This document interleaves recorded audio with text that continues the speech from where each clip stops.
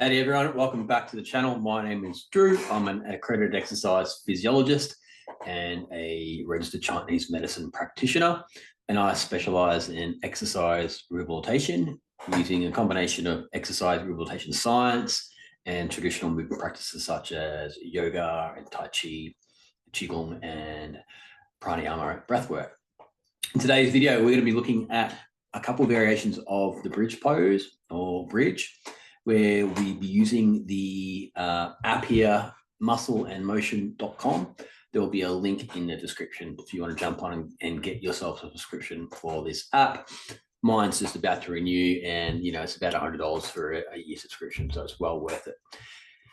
Great app because it gives you a good kind of functional understanding of movement, which muscles are active, which ones are doing the job, which ones are getting stretched. And so if you're a visual learner, can be really helpful. So we're going to use this app to kind of help explain the bridge pose. So here we are, we're in Muscle in Motion. We're in the posture app here. Oh, what happened? We just went somewhere else. Okay, thank you for doing that. That was annoying. So we're in the posture app here, and I've got the yoga one, and I've got the anatomy app here as well. So the only one I haven't got is the strength training app, I believe. So in under therapeutic exercises, if we go to core exercises, and in core exercises through here, you can see a whole range of different exercises. So again, jump on and grab the app because you'll get a great breakdown. And today we're going to be looking at the bridge pose, or Setu Bandha Sarvaganasana, which is the Sanskrit for bridge pose in the yoga world. Okay, so you click on that, and here we are, we're in the Muscle in Motion. So we're going to look at exercise analysis, and we're going to go to number 2. So just adjust this so you can see the image properly. So from a broad overview, the bridge pose is really good working what's called the posterior chain, which is the glutes and the back extensors and the hamstrings. So that's the primary muscles that you'll be working on. And in terms of what's getting stretched, it's going to be the abdominal wall, so particularly the rectus abdominis, pectoral muscles and biceps. And you're also going to be getting a hip flexor stretch and potentially some quad stretching as well. So muscles you're going to be using to strengthen or activate: hamstrings, glutes, including glute max and glute medius, piriformis, and all the back extensors. Muscles that will be getting stretching are going to be, again, the pec major, anterior deltoid, some bicep, and abdominal wall, a little bit of quads, and a bit of hip flexors, depending on the technique you employ. So let's break it down a little bit. So here we have bridge pose.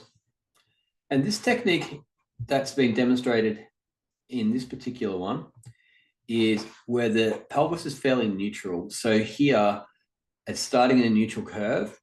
So you've got lumbar arch there, or an anterior tilt, or a natural lordotic curve, which is fairly normal. So you should be, when you're lying on your back with your feet flat, knees bent, okay, you're resting on your pelvis here, and you're resting on the rib cage, kind of shoulder blades. This creates a natural neutral curve on the spine, meaning that the lordosis in the neck and in the lower back are in their like normal position, or their resting position. And so typically most people will have a space between the lower back and the floor here. So when we come up into bridge, you notice that the hip position doesn't really change much. So this is kind of typically a straight hip bridge. So the spinal shape doesn't change a lot either. So if we come back again, so the spinal curve doesn't change particularly too much till you get towards the high end of the bridge. So as you come up, and it just starts to change there into extension there. Whereas the pelvis itself stays fairly neutral. If you put your weight into the heels and push down into the floor, what that does is that helps kind of recruit the glutes and the hamstrings.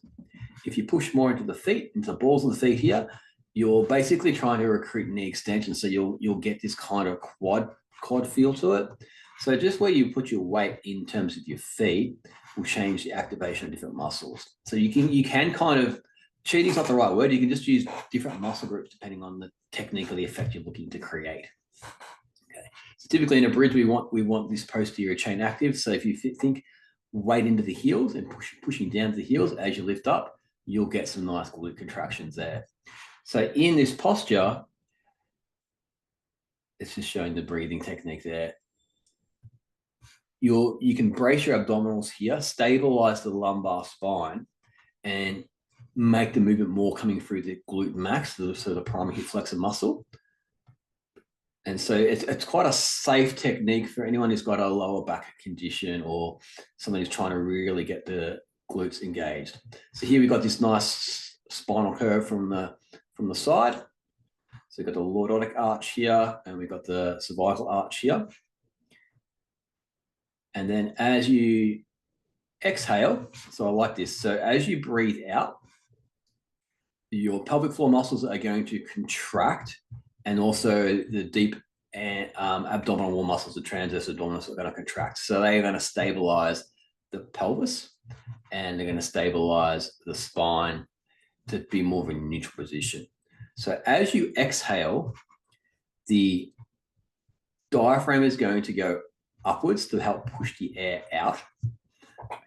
And the respiratory diaphragm and the pelvic floor diaphragm, they move together. So as you exhale and the respiratory diaphragm is going upwards or superior, the pelvic diaphragm is also going to go upwards and superior.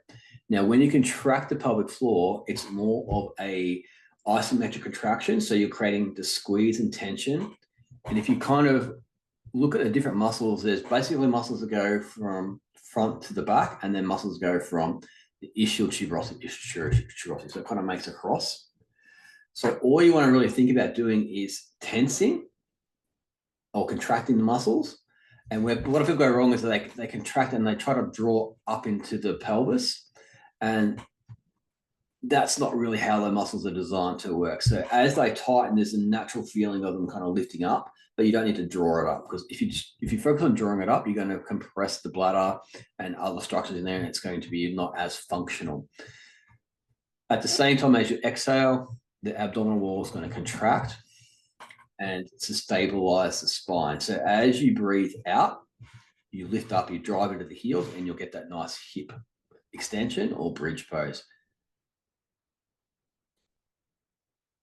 So it comes up as one unit. So just up here, you just start to see it going into more what we'd call passive extension, because, well, it's probably not passive, but it is active, because you've got the lumbar extensor muscles creating the spinal extension. Remember, you're working against gravity. So gravity is the force that's coming downward. So you're trying to push the hips up against gravity. So you're resisting that force. So the main drive is going to be the glute max, hamstring, and the back extensors here as you lift up, and they work together. So it's a great way when we're doing rehabilitation. You'll often see bridge used in a lot of lower back rehab. And this is the main reason why, because you can kind of get the glutes, their lower back muscles and hamstrings working together as one unit without creating too much pressure into the lumbar spine. Now, of course, that's always going to be, it depends on the individual and what condition they've got in the lower back, whether they're flexion intolerant or extension intolerant. We'll do another video on that as well. But this is typically a pretty safe one to start with in your exercise prescription. And because you can maintain that neutral lumbar curve, even if you don't come up as high. So you might even start off with, let's see if we can bring it back. Here, show us square break. So even if when you start off, you don't need to do full range of movement, because typically when people have got fairly acute back problems, either going into full extension or full flexion is irritable for them. So you start off maintaining fairly neutral. So even if you just do a slight lift here, put the weight of the heels, get the glute contraction on, you're still maintaining a fairly neutral lumbar curve, and that way you can start to build strength in a fairly safe way. Okay. And then you can see there, that flexion occurs there. So it's going to be, it's very nuanced with the individual, depending on their tolerance capacity, where the injury is, what's going on as well. So you need that little bit of art plus science, understanding the individual client. But it's just a really great diagram.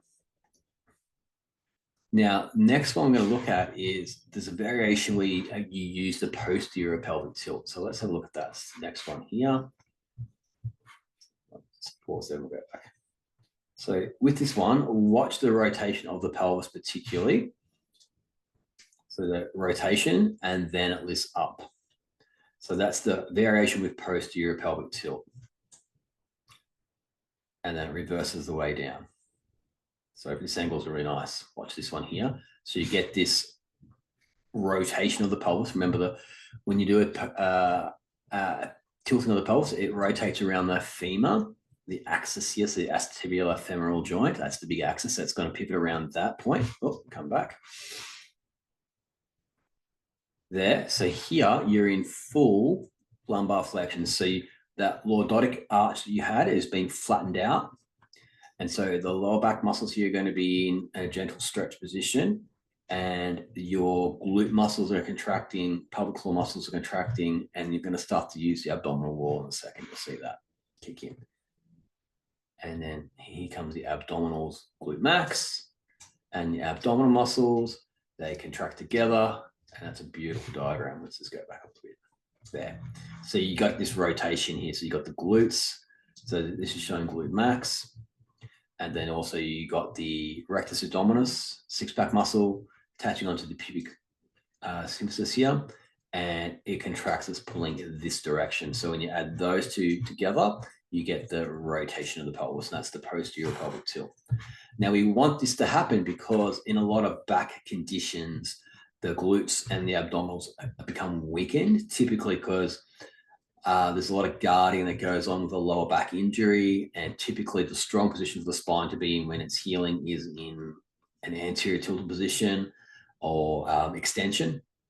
And so when you're kind of stuck in extension for a long period of time, the glutes and the abs are placed in a very poor position to contract, so they get weak over time. So we typically want to kind of get this mechanism back working so we can get that whole unit working together as one. Here's another great angle. So you see the tilt. So we'll go back a little bit. Okay, another great angle here. Flatten, tuck, lift. All the way up. And here. Now, I had a great question, and what in the YouTube comments, so thank you for the question. So bridge can be quite difficult because you've got these two key techniques that you can do where you keep the pelvis in neutral and you lift up more glute max, and then you've got the posterior tilting bridge. So two key variations. Now, when you get into the posterior tilting bridge, the spine actually changes position. So you go from, this is one of the reasons I love this exercise. So you start in neutral, okay, neutral spine. Then you go into full lumbar flexion. And you're going to start to lift up into hip extension. So glute max, lower back, abs working as a team. 1, 2, 3 together as a team. Then you get to about neutral here. So then the little neutral curve kind of restores. So you're back to where you started. And then if you keep pushing up, you're going to reverse into hip extension here. So then the spine there becomes into hip extension. So it switches, it reverses. So in this position at the top, the lumbar muscles, the spinal erectors, your erector spinae, iliocostalis, the quadratus lumborum, they're all very active, pushing the hip up. Glutes are very active, pushing hips up. Hamstrings are active, pushing hips up. And then the abdominals get in this nice long stretch position with the chest, anterior deltoid, and the bicep as well here. So it's a beautiful exercise because in modern culture, we do a lot of sitting, we're on devices a lot, we tend to have a slightly rounded upper torso. So this is kind of like an exercise that reverses or works on all the weaknesses that we typically get in our kind of sedentary kind of lifestyle, lots of sitting, lots of kind of at computers, things like that.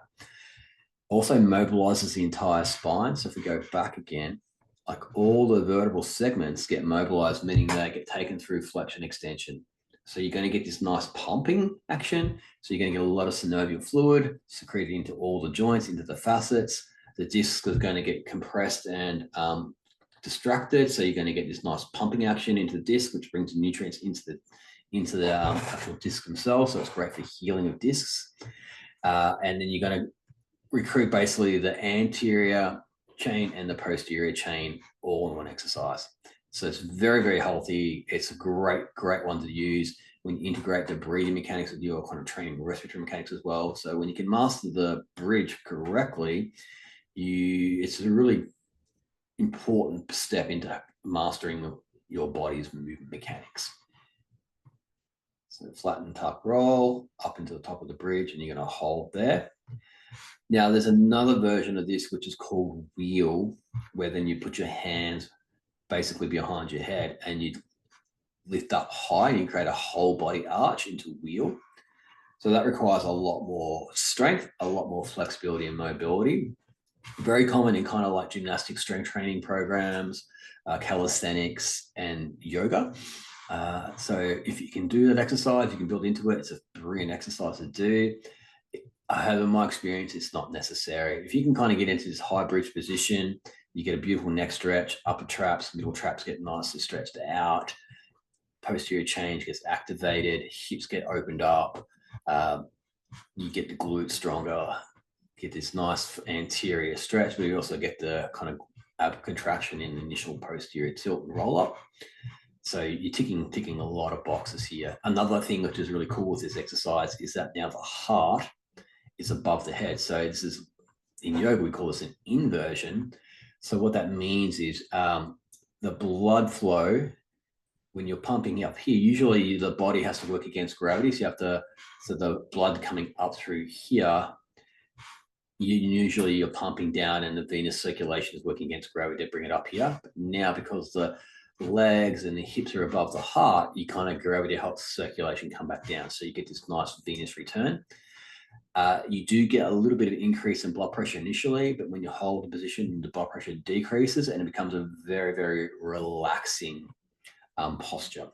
Okay. So it's really good for circulation because it helps that kind of venous return coming back through when you're kind of in this inverted position. So really, really healthy for you to do as well. Okay, let's check out the next one here.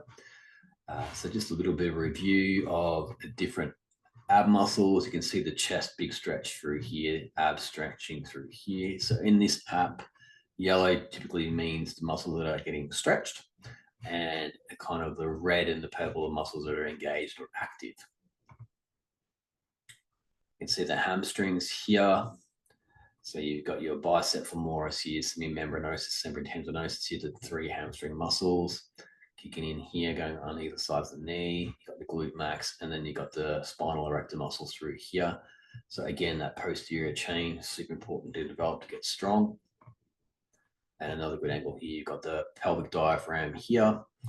And at the top there, you can see it's going to be integrated with the transverse abdominis. So in my approach and my method, when I'm doing a lot of rehabilitation with people, I spend a lot of time on breathing mechanics, because breathing mechanics not only helps you get more oxygen in the system, every cell requires oxygen to kind of get the energy transfer into ATP. So the more efficient and effective your breathing is, the more energy, or in Chinese medicine, called qi, you can make it in the tissues. And then secondary, it's more functional biomechanically. So you get the spine working together with the breathing because they're so closely connected. And so then you try to then connect your movement with your breathing to match the biomechanics of respiration. So for example, in that posterior pelvic tilt, okay, when you do the tuck, that's a little exhale because you're pulling the rib cage down, you're flattening the lumbar spine, and you're tilting the pelvis. That's an abdominal exercise that all happens on the exhale. And as you lift up, that's an inhale, because then you want to create more space in the rib cage to get more air in. And typically inhalation is connected to spinal extension. So as you're coming up in the spinal extension, you're breathing in, and when you hold, you're exhaling and you're bracing, stabilizing. So kind of breast-centered movement, in my opinion, is really, really critical to learn. And once you learn it and you integrate it into either yoga asana or Pilates or functional strength training, everything works really well together. And so it's just much more efficient, which is what we want. We want a body that moves well, and that you can keep doing the things you love to do with no restriction, no pain where possible. Okay, so that's all we're going to look at today. As always, I don't want to show you too much. I want you guys to go and get the app, support the creators of the app. They do great work. This is our bridge. Remember, we've got the two different versions of bridge. We've got bridge neutral here, where basically it's more of a glute max drive, and the pelvic bowl stays fairly neutral in maintaining this spinal curve. And then using our breath to stabilize the pelvis and the spine. So when we drive up through the heels, it's more of a glute max kind of move and a back extensor, versus the bridge posterior roll up, where you're getting the pelvis to tilt posteriorly on the way up and on the way down. So on the way down, just quickly while I've got it there. So if I just slide back. What you want to do here on the way down is you want to keep this posterior tilt on. So you want to keep the tuck on. So to do that, you keep those lower abs on and you keep the glutes on, and it requires some body awareness, and you keep the tuck on. So as you roll down, you focus on the lower abdominal walls here, pulling this way, and then the glutes going this way. And as you roll down, you mobilize all the lumbar spine and you roll back to neutral. Just see that last bit there where it rolls back into neutral. So they're posterior pelvic tilt and then back into neutral, which is what you want. Okay. So that is our bridge pose with our two movements. Hope you enjoyed it. I hope that gives you a bit more understanding of bridge. It's in my top 10 must-do exercises for all the reasons I described during the video. As always, if you have any questions, please feel free to drop them down into the comments below. Love getting the questions. Please give it a like and a share, and I'll see you in the next video. Okay. Stay curious, stay humble, keep practicing, studying, learning, training, and enjoy. Ciao. Where's the stop button?